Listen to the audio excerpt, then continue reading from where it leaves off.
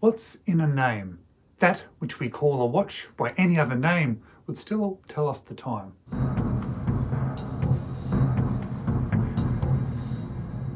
Hello, you're watching James. My name's James.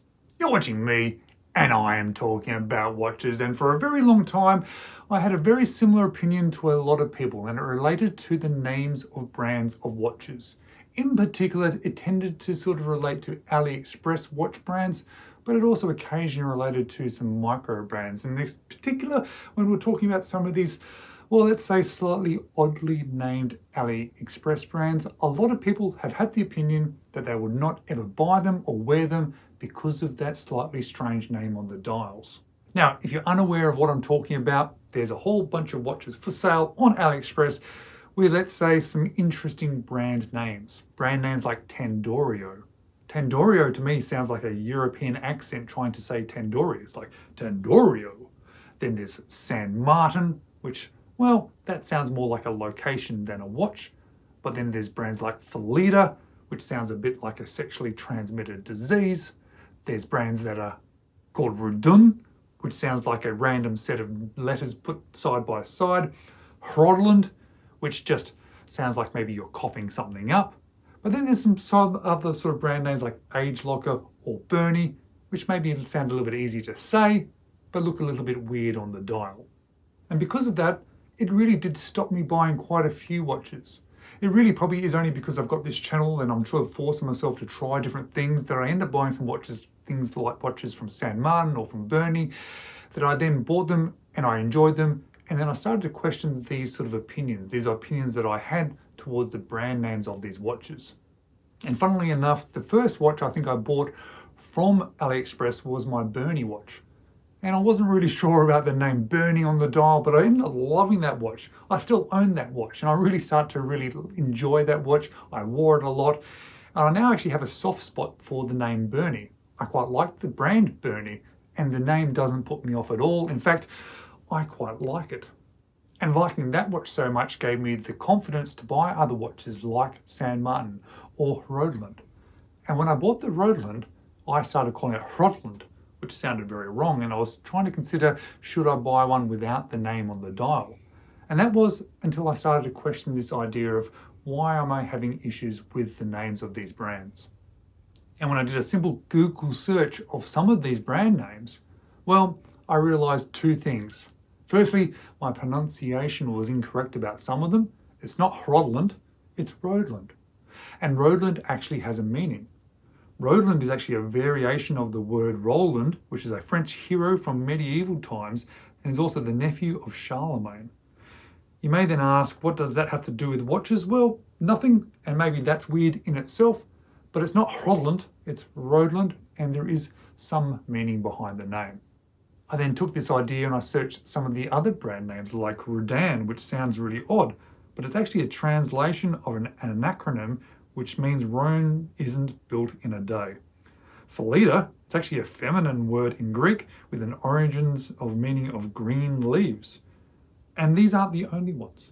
When you look up the actual meanings of some of these names, they have actual meanings. They're not random letters or randomly assigned sort of names. There's some sort of meaning there. That doesn't get me over the hurdle of liking them, but it gives me a little bit of context. And it made me then start to actually question other more established brand names. If I'm going to criticize some AliExpress names, well, what about these big brands? Brands like Rolex. Rolex is a really weird name. The brand founder, when he decided to start a watch company, he made that up. He thought it just sounded good. And we don't question the name Rolex because we're so used to it. But if you had never heard the word Rolex before, I think it might sound weird. It might sound like you're rolling your ex-partner down the hill. And what about Longines? To me, that is a strange name. But when you look at the meaning of it, it actually means long meadows. And that comes from the location of the company's first factory. But for me, Longines sounds like a long pair of pants. Long jeans? I don't know.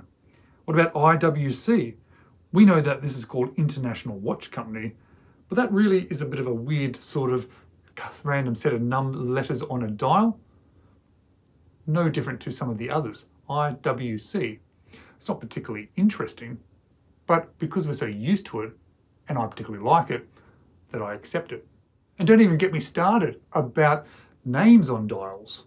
Seiko. Seiko sounds fine, but if you'd never heard that word before and you heard it was some guy's name, would you think it's a bit weird? What about Patek Philippe? I don't think that looks specifically great on a dial, but we accept it because we've always known that as a brand name. And if you accept Seiko and we accept Patek Philippe, what's wrong with Bernie then? That's just some guy's name as well. It's just some other guy's name that we don't know who he is. What if I put Watching James on a watch dial? Personally, I think that would look really terrible, but if I'd done that 150 years ago, would everybody just now accept that as a watch company? Oh, hello. Sorry to interrupt. I hope you're enjoying the video so far. And if you are enjoying the video, I would just like to invite you to subscribe to the channel. You just have to click on that little subscribe button. It doesn't cost you anything, but it does make a big difference to me and this channel and really gives me that motivation to continue making content. But let's get back to this video. And that actually probably leads me to my final point. Have you ever tried to think up a watch company name? Because I know I have. And everything that I've come up with either sounds terrible or just looks silly. I find it really hard to think of something that actually works really well. I can now understand why perhaps some companies, whether they be AliExpress or non-AliExpress, just pick something that works for them because they're just going to have to create a name. I understand perhaps some have just gone for a logo on a dial, but for me that looks a little bit odd too, and it becomes then very difficult. Every time I've tried to do this myself and think about, oh, what would I do? I find it very, very difficult. Have you guys ever tried to create a watch company name? It's not as easy as you might think. Now, of course, none of that understanding or even that thought can change your opinion. If you think it looks strange, if you think Roland looks strange on a dial of a watch, then you're going to think that, and there's actually nothing wrong with that at all. I just think it's kind of good to have some more understanding behind it, so that when you're looking at these watches, you're seeing them from a different opinion. It's not just some random splattering of letters that are on a dial. Some of them have some meaning, some of them are there for a reason, and some of them that we sort of understand and accept, well, they might be just as weird. Thank you so much for watching. I hope that at least this was a little bit interesting and perhaps might open you up to some other watch brands.